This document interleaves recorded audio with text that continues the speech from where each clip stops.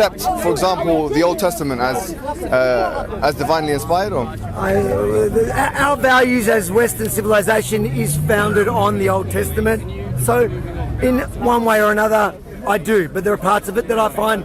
Mohammed Hijab is a very well-known individual who has radical views on not only Islam, but the state of Israel and sometimes Jewish people. Avi Yemini here gets in Mohammed Hijab's face, this Muslim giant, to debate about everything above. Let's take a listen, pick it apart, and talk about it after. The kippah. Jews are inside, no. Brother, sorry, you pretending. My friend, let him answer. Let him answer. Sorry, let him answer for himself. Okay, I've asked him a question. So, because when I speak, I'm proud of my culture. Excellent. Don't believe in God. All right, so you're a Jewish person by you're a Jew by. I respect everybody's right to believe in whatever fairy tale, as long as your fairy tale doesn't tell you to kill me. No problem. So okay, I haven't got a problem with that. Now I know where you are in terms of morality. So in terms of objective morality, we can't say that you have a definite set of moral principles that you adhere to, or do you? Western Judeo-Christian values, yeah. Okay, so do you accept, for example, the Old Testament as divinely inspired? Or? Our values as Western civilization is founded on the Old Testament. So in one way or another, I do. But there are parts of it that I find abhorrent. So I'm not sure what your particular stance is. What I've seen you in conjunction with Tommy Robinson. That's how I got to know who you were. I saw you kind of doing like a rally. I saw you with Tommy as well. You bashed a cop or something, yeah? No, I didn't bash a cop. We can go back to the footage. It's on a public record. But here's what I'll say to you is that, so I saw you in conjunction with that. And what it seems, I'm not sure. You can obviously correct me if I'm wrong. It seems to me that your position is it anti-Islam? Yeah, absolutely. Yeah. Can I ask you? I'm not sure. And once again, I'm just asking you, right? 100% clear. 2 steps this way. 2 steps forward. Okay, no problem. Yes. So I was going to ask you then. No problem. If your position is anti-Islam, that's not a problem. I mean, by definition, if you're something other than Muslim, you're going to disagree with parts of Islam. Can I ask you specifically, what do you find repugnant about Islam that you feel like you need to Let's start with the anti-Semitism. Okay, go ahead. So tell me what in particular you think. Are you denying that Islam is anti-Semitic? Well, the thing is, you'd have to look at the Prophet. And don't Can I ask you a question? Semitic, I don't mean. I mean Jewish. Yeah. Well, Moses is a Semite, yes? I know, so, Jew hatred, all right? Okay, does the Quran declare hatred for Moses? Your Moses in the Quran is not the same as the Jewish Moses. No problem, but he was a Bani Israel. He was a Jew. What about today's Jews? No, hold on. Are you with me? So is the Quran, because Moses for us is the most commonly repeated, oft-repeated prophet in the whole of the Quran. He's repeated in over 70 passages. And Muhammad also said he was a Jewish prophet. Yes. Who? The Jew that Moses was, No. But Muhammad in the beginning was claiming he was a Jewish prophet to try to get the Jews on to convert. But no problem. But was he By the way, there are many Muslims today who deny Moses being claimed as a prophet, and they only claim Muhammad to be the prophet. And you can see this actually in Israel advocacy movement. Joseph Cohen, who actually goes live on Omi TV with people, and he actually says, "Repeat after me" in Arabic, and eventually when he gets to the part where Moses is the only prophet, they are confused because they try to correct him by saying Muhammad is. So there are many who actually deny Moses. Do you reckon that the depiction of Moses in the Quran is an anti-Semitic one? No. Okay, thank you very much. So then, to answer your question then, by extension, I'll say if one of the heroes of Islam is a Jew, and not just one, but but your version of Moses is not the Islam, is not the Jewish version. I'm with you, but I'm just asking. I'm just answering your question, right? If we're looking at all of the Quran also says very lovely things about Jews, but the law of abrogation tells us that in the beginning he liked the Jews. Later, when he realized who's he? Your prophet. Okay, well, tell me where it says that in the beginning he liked the Jews and later he didn't. If you look at the historically, but the fact is. By the way, do you know the law of abrogation? Sorry to cut you off. There's a verse, which is in chapter 2, verse 106 of the Quran. It only applies to ahkam, which are rulings. It does not apply to akhbar, which are narratives. So here, what you've talked about abrogation, which is something people who don't know much about Islam, I'm not trying to say it's specifically you, use all the time. the law of abrogation only applies to legal rulings. It cannot apply. There cannot be a narrative that abrogates The another legal narrative. rulings are pretty much fundamental to the religion. But you're because talking. it's based Let's on not the move. idea that Sharia. No problem. Let's. Can I stop you one second? No, but I'm- One second. Can Christians be anti? Listen, A quick I don't think Jews should be allowed to talk. No, there's a quick question. You can just answer this. Well, Quick that's question. Do you think- it's a similar view to Timothy in the Bible, which says that women are not allowed to talk in the church. But what I was going to say But to you can was, Christians be anti-Semitic? Because you were saying Muhammad could be anti-Semitic. I didn't say this. No, but I'm asking, can Christians be anti-Semitic? everyone has the propensity to be No, anti-Semitic. but- So do you get what I'm saying? Yeah. Look, let's keep this going. What I was going to say, the Quran says something really interesting about Jewish people. Okay, I'll tell you exactly what the Quran says in summary. It's not that interesting. No. You're focusing on the boring part, the parts that don't bother That's us. subjective. Well, you've asked me a question which is scriptural in nature, and I'm Yeah. giving you the answer, Yeah. right? The Quran it says, "Min ahlil kitab" in chapter 3, verse 75, that there are those of the Jews and the Christians that you can trust them, and there are those who you can't trust them. In another verse in the same surah, it says, "Laysu sawa'a," they're not all the same. That was the one verse before it. So in other words, the Quran's attitude towards Jews and Christians seems to be in line with its attitude towards Muslims, because in the Quran, chapter 35 of the Quran, it says, "Minhum zalimun li nafsihi, wa minhum muqtasid, wa minhum sabiqun bil khayrat." That's, I'll hold on for you, no problem. So just to keep going, the Quran says that there are some Muslims who are oppressive to themselves, and some of them which are on the middle path, and those who excel. Likewise, the Quran says about the Jews and Christians, they're not all the same. There are some good of them and there are some bad of them.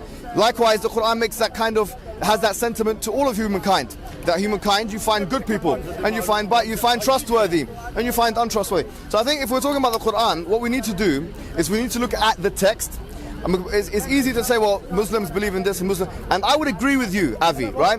If you said to me, look, Muslims are anti-Semitic, I would say to you, some of the Muslims are anti-Semitic. No, let's be honest. Yes. The majority. You've been on any Muslim forum online. No, hold on. He might be right. It depends on the location.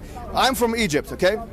In Egypt, I would say anti-Semitism is the default position. If you're not anti-Semitic in Egypt, it's irregular. Whether you're a nationalist or an Why Islamist. is that? It's because of, I will tell you, hold on, let me answer your question. I can't wait for you to say Yes, the yes. Z word. No, it's not Zionism. I'm not saying that. It's because of the wars that ensued. Should have been the Rothschild. 1967, 1973. These wars heightened the anti-Semitism, but then 1967, 1973. Guys, Egypt was in control of the Gaza Strip before 1967. Egypt was in control. Egypt still shares a border with the Gaza Strip. So 1967 and 1973 are the reasons that Egypt has an issue with Jews? Yeah, but Israel didn't come along in 1967, my guy. Israel came in 1948, but Jews didn't come in 1948, my guy. It's insane, man. What kind of a response is that, especially from someone like him? It blows my mind.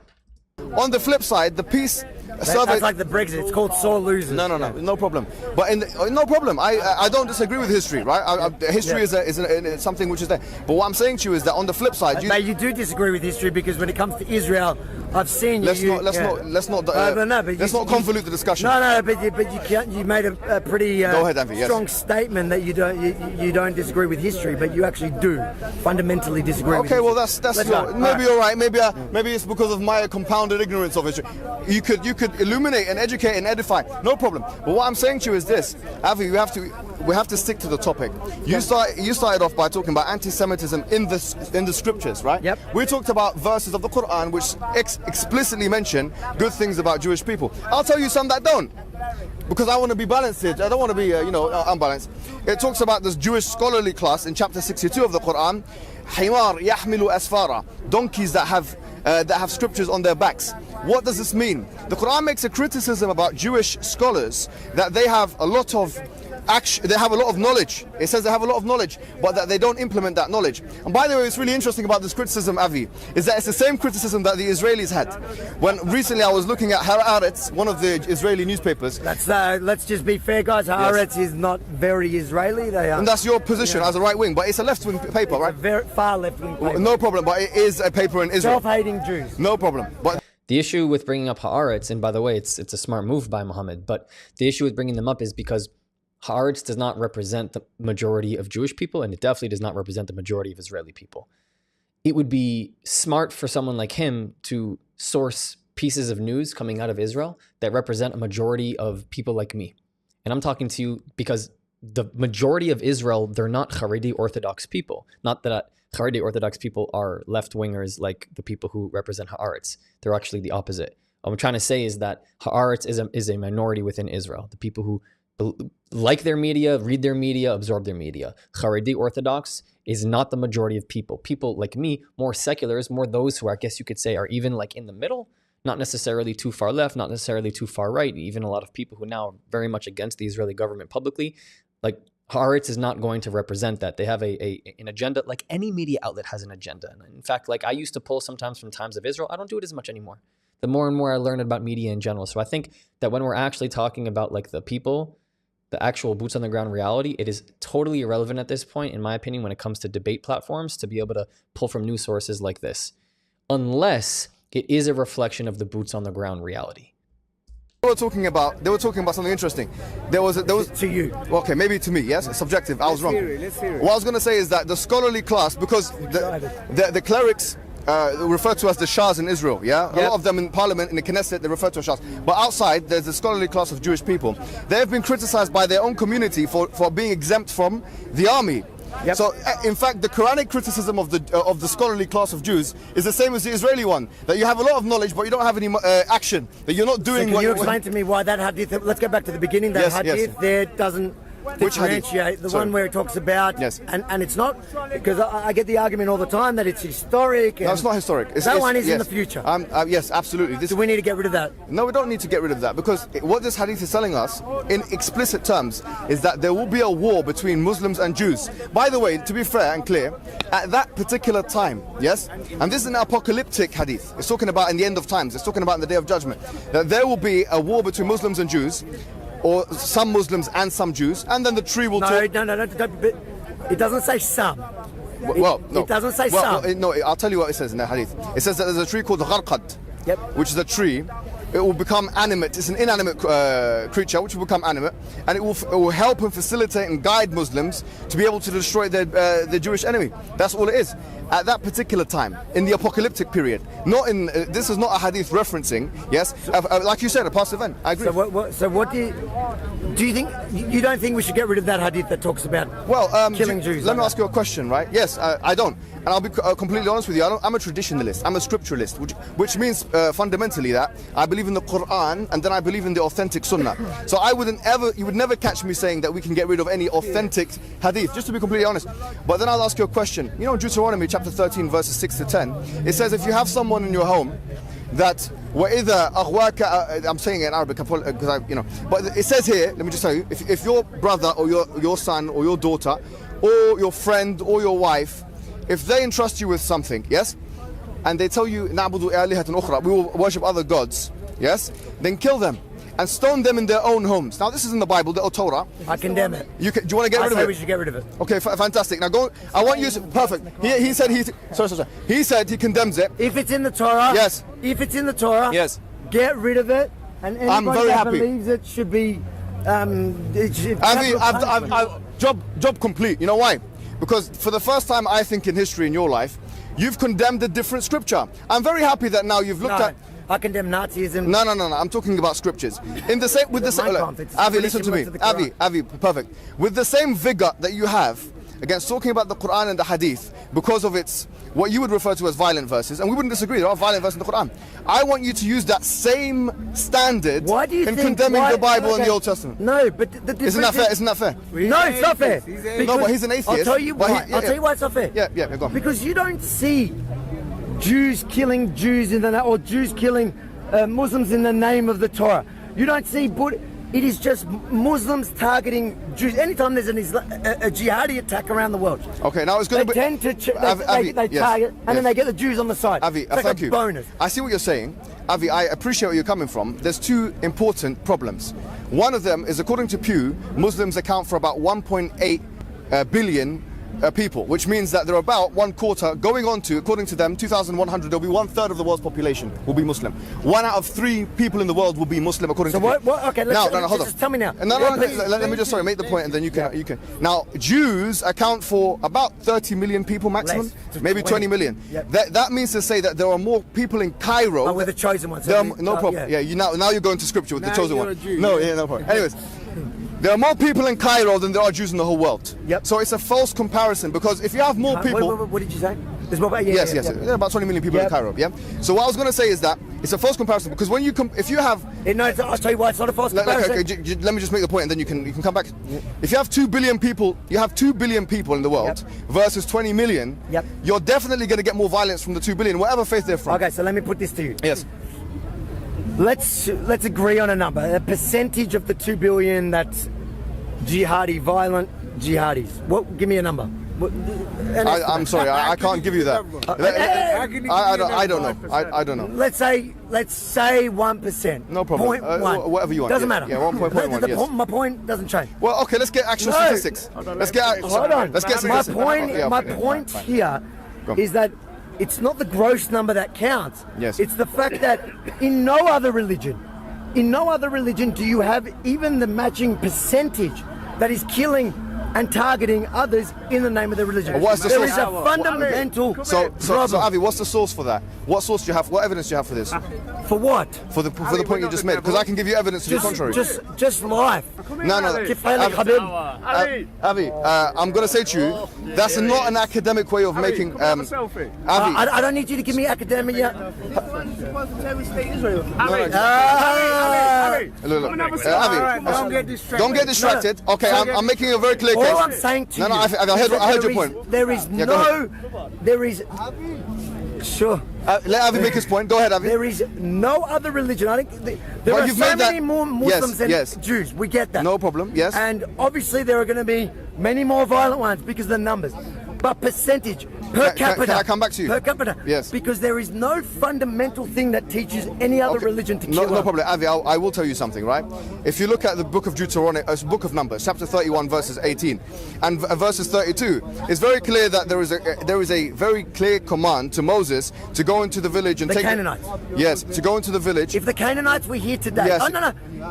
And take 32,000 girls who are virgins and take them as slaves, etc. Yeah, it's very Islamic of it. Now, yes, very Islamic. They predated Islam, so maybe it was maybe the opposite. Joke, no problem. Now, what I'm saying to you, should we take that out of the Bible as well? If it's historically happened, it's a disgrace. I condemn it. It's a command. It's a command from God, according to the Jews. Now, if there were Canaanites today, or Amalek, you're talking about the Amalek people. No, these are not Canaanites. Canaanites. If they existed today and Jews were targeting them, I will be at the front condemning them as well. Avi, I like that. Okay, fine. So let me go back to. It's irrelevant because it doesn't exist. I appreciate. And you're fucking tall. It's annoying. No problem. No problem, Avi. I'm coming back to the social extrapolation. In terms of raw data, okay, raw data that we have in front of us. In terms of raw data that Did you pay for that coffee, or was that another one of those ones? Avi, please, can you continue with me, please? Ali, please. In terms of raw data that we have in front of us, according to Daniel Pape, who wrote the book Dying to Win, looking at the period of time from 1980 up until I think it was 2000, it was a 30-year period he looked at, and it's probably, regarding academics, it's probably the most accurate survey of suicide bombers in the modern period. And he said that in terms of ratio, the number one group of people that did suicide bombing was the Tamil Tigers. That's his finding, right? Yeah. What years was this? Pardon? What years? What? He looked from 1980 until another period, 2005, I think. 1980 to 2005, which is about 25 years. Yep. So he looked at that period of time, which is pre, obviously, 9/11, and post. Yep. Yeah. Okay. So here we're looking at a very. So here the point is this: is that when we look at the academic data, it doesn't substantiate your claim. It does, because the Tamil Tigers, and I condemn any. See now, Avi, do you know what I've done with you today? No, Avi. Hold on. Yes, go ahead, sorry. Yes. But the Tamil Tigers is in a specific war zone. Islam, so suicide bombing. Islam looks at the war. No, I'm condemning it. No problem. But what I'm saying is the reason why you don't see me out there taking up the cause of the Tamil, because the fact is they are no threat to us here in the West. Okay, so your focus is that which is a threat. Because your religion calls No, for Avi. the fundamental basis of it Yes. is an Islamic caliphate worldwide. Okay, no, all of you believe that one day. That's your interpretation of that. No, What? Are you denying that? Yeah, I'm denying that. I don't think the fundamental. Follow the Quran, then. I know, I know the Quran. Hold on, guys. Sorry. I mean, look, you could make the claim that that is just Avi's interpretation of Islamic text and religious text. But what I try to do is find the intersection of, for example, if it's science and religion, I don't want to skew too far one way on science. I also don't want to skew too far one way on religion. I want to find a way where I can come up with my own ideas of how the world was formed and created through both. With that being said, if we look at the on-the-ground reality of what many people who are represented by the Muslim community today, and not just radicals, by the way, what they want to tear down churches, they want to tear down parking lots, they want to tear down buildings, they want to buy old properties that are vacant and literally just pump out building mosques, across the entire world. Meaning you won't see any more churches. You hopefully won't see any more synagogues according to them. You won't see anyone else that isn't Muslim. So when you talk about a global takeover, it's being done in a shielded way to make it seem like this is a positive religious movement for the world, when it's masked as what Avi just said, which is a caliphate, which is conquer. When the Sumerians, the first civilization society ever came to be out of Mesopotamia, and they started building these large pyramids, not pyramids. Actually, yeah, I do believe that there were these large pyramids or these large fortresses, these large structures for prayer. They were polytheists and they believed in many different gods. And Islamic fundamentalists would come along the way and destroy these. That's because it has been the radical takeover of Islam has been a thing since what we know as the first society to ever exist. Meaning when the first society flourished and existed, Sumerians, and they built a community, they built lives, they built buildings, they didn't even know what God to believe in, they were just polytheists. Along came Islamists who had a different form of doing it than what they do today, which is taking over, conquering, war, fighting people. And back then, they didn't have to mask anything. Today, they mask it. Hamas tries to mask it. Hezbollah tries to mask it. The IRGC tries to mask it. But if you look deep enough, they're using the same rhetoric and language that many of the fundamentalists have used for a long time. Back then, it was with swords and shields and spears, and now it's actually with airstrikes and precision missiles and the technology that we have. So fundamentally, it hasn't actually changed, which is what Avi's trying to say. Okay, fine, not fundamental. Do you believe... No, I believe that the fundamental message of Islam... No, forget the word fundamental, because I like it. I can see what you're doing. Yes. I will tell you clearly, right? I will tell you clearly that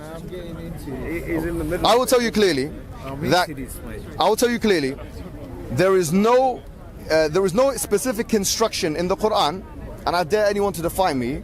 There is no specific instruction in the Quran telling ordinary Muslim laymen to establish a caliphate, and you can give me the opposite. So what I'm asking you is... You've made a claim. I'm asking you. So what I'm asking... Fine, so you're denying... Yes, I'm denying. The idea I'm denying that in Yes, Islam I'm denying you need a worldwide caliphate. No, I'm not denying that you... No, hold on. Let me be clear. I'm not denying the existence of a caliphate historically. No. Or the need for it. Or the need for it. Or the advantage of it. No, hold on. I didn't ever say that in the Quran it says you have to... You said it was a message. Yes. One of the, I'm not going to use the word fundamental. So what do you want to say? What's the message you're trying to communicate? One of the objectives, one of the things within Islam is to create... Everybody's got to have an active role. Every Muslim. Says, you sound like Hizb ut-Tahrir. I mean, here the thing every Muslim has to have, whether it's through violent jihad or whether now you've gone to ISIS. Jihad. From Hizb ut-Tahrir to ISIS. Look, it's not ISIS. Here's the point. Do you believe that the world needs to become a worldwide caliphate one day? No, absolutely not. I don't think that Sharia law should be imposed on every person, especially non-Muslims. And the evidence of that is in the Quran. Do you know that? The Quran says لا إكراه في الدين قد تبين الرشد من الغي, that there's no compulsion in religion. And when it talks about imposing the jizya on the individual, hold on, I'm getting there before you get there, man. I love jizya. Anyways, Avi, let's keep this mature. Yalla, Habib. What I was going to say to you is that when it talks about imposing the jizya on Jewish people and Christian people in chapter 9 verse 29, if you look at the tafsir or the exegesis of one person called Al-Qurtubi, he says about this that When you impose jizya, is just a tax. No, it isn't. Okay, tell me the opposite. The tax is a part of it, but it's second-class citizen on every level. Okay, hold on. I'll come to it. I'll come like to it. my family On every lived level. under. Well, you know.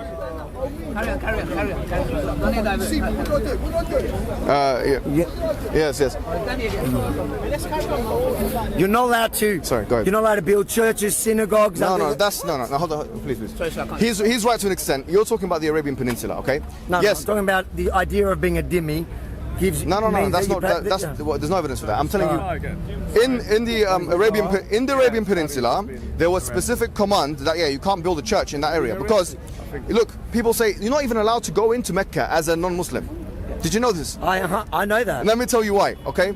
Do you know that in Mecca now, and when we go there now, I've been there, I've got a video online if you want to see me going to Mecca, interesting. No offense, man. Can I come with you to Mecca?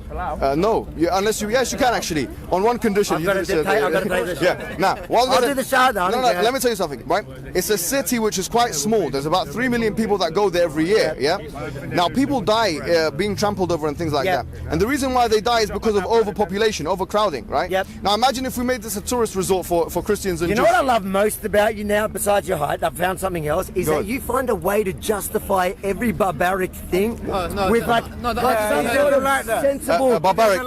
some sort of sensible explanation. You know why you can't build synagogues? No Because problem. people might get Okay. What bullshit is that? Okay, no problem. Let's not go with that. Rubbish. Let's not go with that. Rubbish. No. That's not. If there's, I don't have a cameraman. The Quran says, I'm just a poor Jew that's traveling I'm gonna alone. do your job for you. A wandering Jew. Guys, sorry. Let me for telling me let what me I make your life easier. I'll give you a verse in the Quran that gives you a reason. Yes. Yep. It says, إنما المشركين نجس فلا يقربوا المسجد الحرام بعد عامهم هذا. It says that certainly the polytheists are impure, so they should not be allowed in the sanctuary after this year. What does it mean to be impure as a polytheist? There's two opinions. One opinion is that they are impure in the sense that they are not Muslims, they are not monotheists, and this is the strongest opinion. So someone who does not have monotheism should not come into the sanctuary where there is monotheism. So this is the Quranic explanation. I'm not going to apologize about that. It's polemic. I'm just saying that this particular sanctuary. So you're not going to apologize for it? Do you find that? I don't find that anything. There's some places I can't go to. Cordoba. I can't go to certain places. Where can't you go? In certain places in Spain. I can't go to certain places in Spain and establish a mosque. I can't go to the Vatican and establish a mosque. Show me one. Is there any place on earth that you can't go to? Yes. Because the Wailing Wall. Of your religion. The Wailing Wall. Bullshit. I'll show you a video now. No. I took a Muslim Anyways, to the Wailing Wall. Okay, very good. To prove a point. Yes, to prove a point. By the way, he can go to the Wailing Wall. There are so many Arab Israelis that are there. I feel like I want to go make a video. I want to go make a video at Old City of Jerusalem and like show people actually what it looks like. There are 2 million people inside of Israel that could go there. I'm being serious with you. You don't go into the gate and they ask you what your religion is. You have to go through a metal detector. You have to hand in the things obviously in your pockets, but they're not asking you at the entrance of the Wailing Wall what your religion is. And this is what rhetoric actually seeps into the minds of college students, is because then what I hear them saying is Israel discriminates against Muslims. They don't even allow them into some parts of the old city of Jerusalem, for example, the Western Wall. No, I'm not even allowed to go up to pray at Al-Aqsa Mosque. Muslims can go down there. I've seen them. I've been there with Muslims and Christians. It's a beautiful thing. To prove no a point. problem. Now, can you prove a point and take me to Mecca? No problem. I'm not a liberal, brother. Avi, look at me. I'm not a philosophical liberal. So in my estimation, if there are some things, I'll agree with you on one point. This goes against. You're a pack of racists. No, I don't, because I think that if anyone's going to be accused of racism, it's going to be the chosen race. But it's not going to be the chosen people.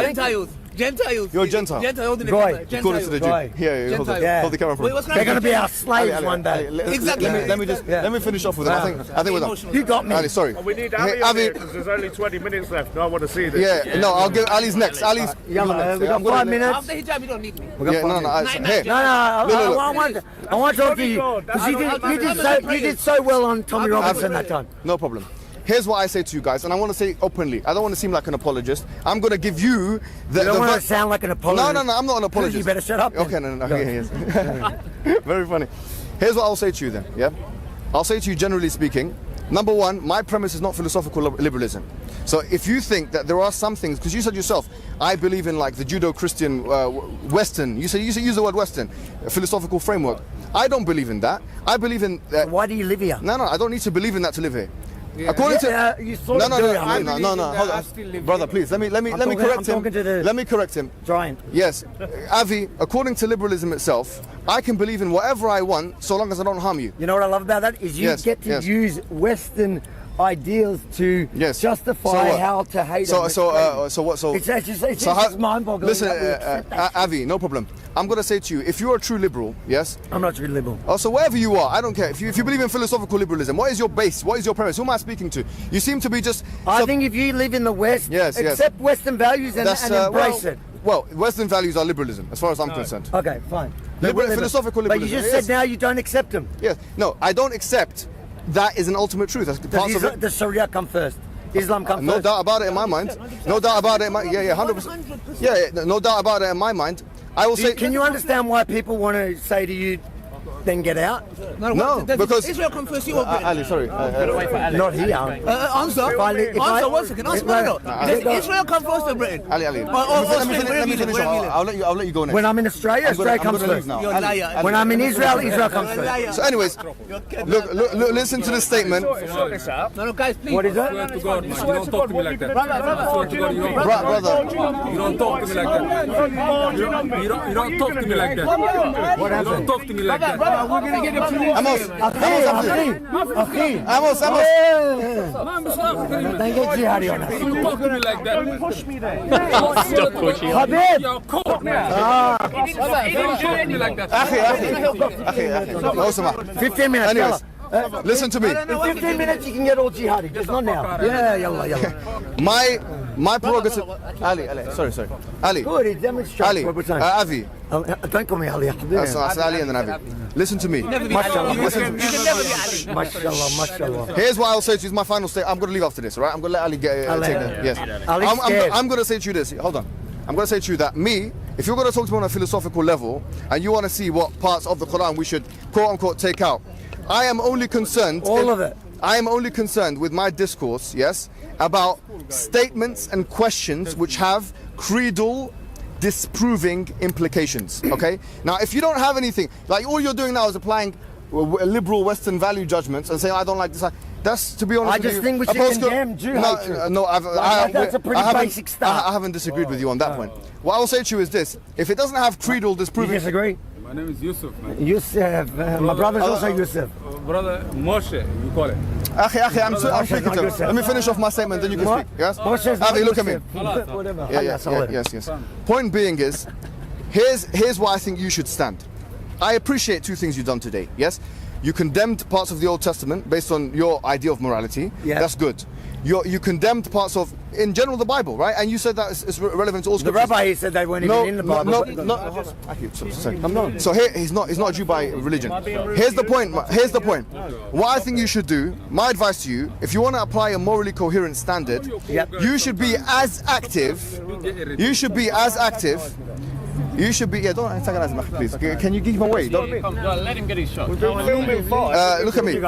You should be as active in condemning biblical scripture as you are condemning the Quranic scripture. I want to see that change. The moment Jews start flying planes into buildings, Wallah Habib, I'm with you. Okay, no problem. Okay, now, let's go. Actually, it's not a bad point, bro. That took me a moment. It's so good. The moment you start flying planes into buildings, Habibi, I'll be with you. Yeah, I would say we can talk biblical all you want, but at the end of the day, I would look at what's really happening. My friend showed me this really interesting chart here. I'm gonna pull it up right now. We were doing some objective conversations with ChatGPT, and we say objective because some people will get biased answers depending on what the search history was. And for the first one, I'll just throw this up on the camera right now.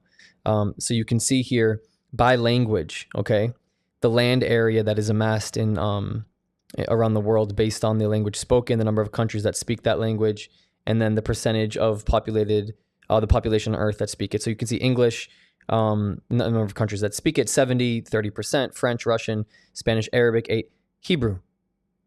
Point one. Point one. Here's another really interesting one. The colonial occupied territory as a percentage of mainland area. The United Kingdom, Portugal, Spain, France, Netherlands, and Israel. Israel, you have the United Kingdom at about 15,000%.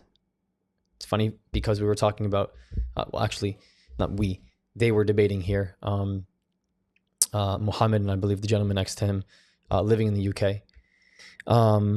And very interestingly, last one here is in the yellow, you will have, so in the yellow, this is about the conversation about starvation happening right now inside of Gaza. The yellow is the acute malnutrition, 1% of the total population, and then the red would be severe malnutrition. You look at Yemen and Syria, and you look at Gaza. Gaza would be the severe malnutrition. Severe malnutrition would probably be synonymous with the word famine. Lots of lies happening, people. Lots of lies happening, people. Mohammed Hijab has some pretty dangerous rhetoric. You can see how old of a video this is actually based on Muhammad and how he looks. He's formed some pretty vile opinions over the past couple years.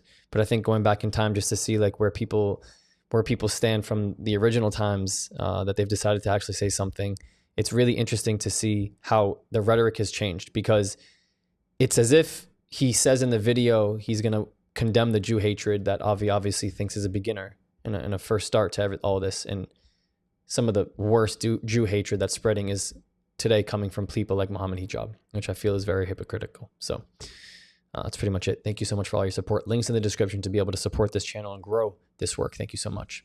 Here are 4 ways you can help us grow if you believe in our mission. On Buy Me a Coffee and PayPal, you can directly contribute to helping this message grow and reach more people across the world. If you want to join the inner circle, join our Patreon with different tiers, and of course, our Discord community, which is free with people from all across the world. The links to every single one are in the description. And last but not least, to the other Barak community, I love you. Ani ohev otchem. I'll see you guys next time.